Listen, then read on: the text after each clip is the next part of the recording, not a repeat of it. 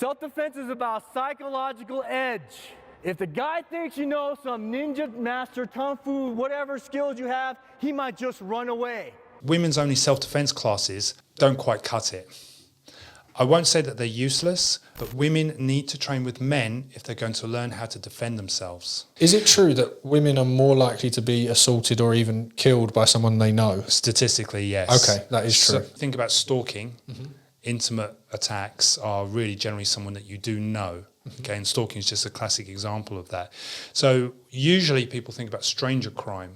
They're more likely to deal with intimate relationships where there's a risk of threat of violence. They are more likely going to be a victim of a predator. So the challenges in self-defense are very, very different to men. But this is the problem. If you're teaching a woman how to defend herself, are you going to teach her how to box? Is it going to be a stand-up fight? That's a valid way to train, but you still need to be able to deal with what are you going to do when someone picks you up and dumps you on the floor and starts punching you in the face and then climbs on top of you.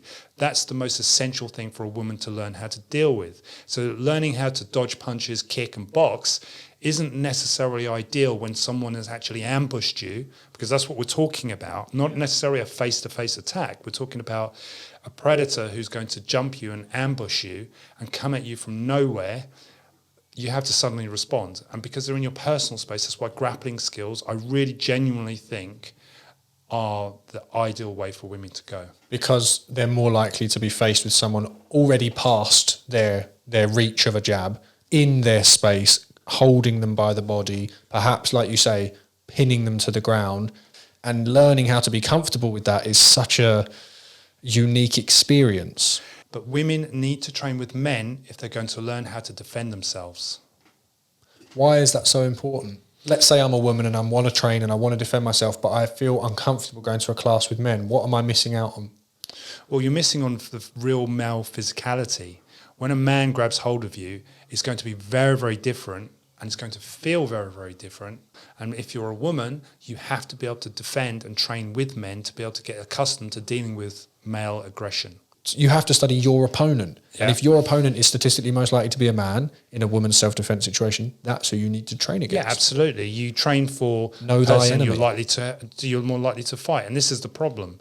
So, and you have to train for where the fight's going to go, or where you think the fight's going to go. Okay. So if you think you're going to end up on the ground, then you're more likely going to have to train to fight on the ground. Yeah. It's a no-brainer. And the attitude most people have is, I'll never be taken to the ground. Because they don't want to be. It doesn't work like that. It really doesn't. Someone runs up behind you, puts a brick on the back of your head. You're on the ground. You're on the ground. Maybe for a while. You're going to be on the ground. I tripped over a table once. Someone attacked me in a bar, and moving backwards trying to evade him, which makes sense. Everybody says make distance in a street fight. I moved back in a bar, ended up going over a table with someone on top of me. So you're onto the ground. Because I'm making space. It's the environment that you're fighting on. So you're on the ground. So no one can say they're not going to end up on the ground just because they don't wish they would. Exactly. So the takeaways. What are the takeaways, Jack? First and foremost, that women face different challenges. They've got to train with men, because otherwise they're not going to know their attacker when they're faced with them. And that grappling is really where they're mostly going to have to fight. They're not going to be boxing people. I think the takeaways are that you have to be able to be prepared for every situation that's possible if you really want to bulletproof yourself for self-defense. And as a woman, that means you have to learn how to grapple, you have to learn how to strike, also you have to learn how to run, but you have to remember that your needs are very different to your male counterparts. So the bottom line is, choose very, very carefully what martial art you decide to train. And most importantly, remember, self-defense isn't always about actionable ability, it's about preparation. Thanks for watching.